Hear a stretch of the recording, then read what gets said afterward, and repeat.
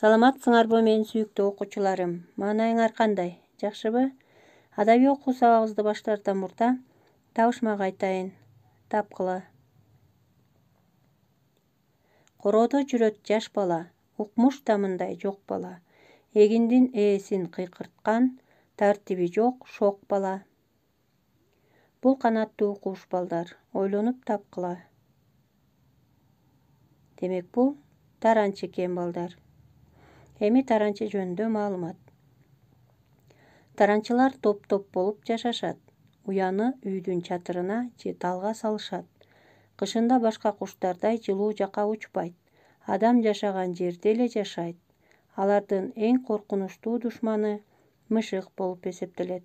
Эми дагы бир табышмак балдар. Кыш куюп былай чылабайт, ичи тышын шыбабайт. Үй куруп алат кайсы уста, балта, керки кармабай. Бул чабалекей экен балдар. Чабалекей адамга жакын куш. Уяны адамдар жашаган үйдүн дайыма ачык турган жерине, сарайлардын ичине ылайдан тоголоктоп салышат. 2-3 балапан чыгарып, тамакташып багат. Учканды үйрөтүп, өзлөрү менен чогуу жылуу жактарга алып кетишет. Бүгүнкү сабакта чыгарманын аты, автору, жанры, мазмуну менен таанышабыз. Суроолорго жооп беребиз. Чыгарманын аты Таранчы менен чабалекей, жанры аңгеме, автору болсо орус эл жазуучусу Лев Николаевич Толстой.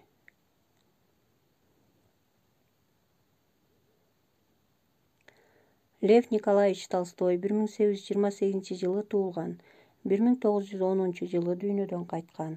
Ал 82 жашка чыккан. Бүт өмүрүн адабиятка арнаган. Чыгармалары көп тилдерге которулган. Лев Николаевич Толстойдун туулганына 200 жыл болсо дагы, чыгармалары ушул күнгө чейин окулуп келе жатат. Эми Таранчы менен чабалекей аңгемесин окуп берейин. Көңүл буруп, кунт коюп угуп тургула балдар. Бир күнү мен чатырчанын астындагы чабалекейдин уясын карап турдум. Чабалекейдин экөө тең учуп кетишти.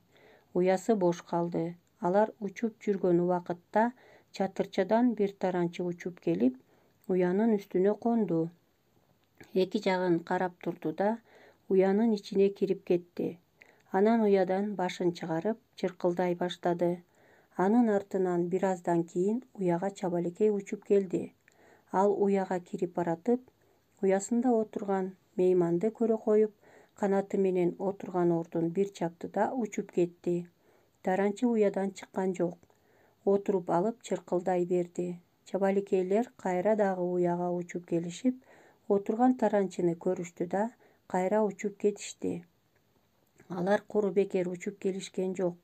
Ар кимиси ооздоруна балчыктан алып келишип, аз-аздан уянын жылчыгын бүтөй беришти. Жылчык кичирее берди. Адегенде уядан таранчынын мойну жана башы көрүнүп турган эле. Андан кийин башы эле көрүнүп калды. Акырында такыр эчтемеси көрүнбөй калды. Чабалекейлер таранчыны уянын ичине балчык менен бекитип коюшту да, ышкырык менен үйдү тегерене айланып учуп жүрүштү. Чыгарманын мазмунун түшүндүңөр балдар? Эми суроолорго жооп беребиз. Чабалекейдин уясына таранчы эмне үчүн конуп алды? Чабалекейлер таранчыны кантип жазалашты? Чабалекейлердин бул жазасы туура болдубу? Бирөөнүн нерсесин уруксатсыз ээлеп алуу туурабы? Чыгарманын мазмунуна туура келген кайсы макалдарды билесиңер? Анда сабагыбызды жыйынтыктайлы балдар. Эч убакта бирөөнүн буюмуна уруксатсыз тийүүгө болбойт. Үйгө тапшырма балдар. Чыгарманын картасын чийип толтуруп, Classroom'га же WhatsApp менен жөнөтөсүңөр. Саламатта болгула балдар.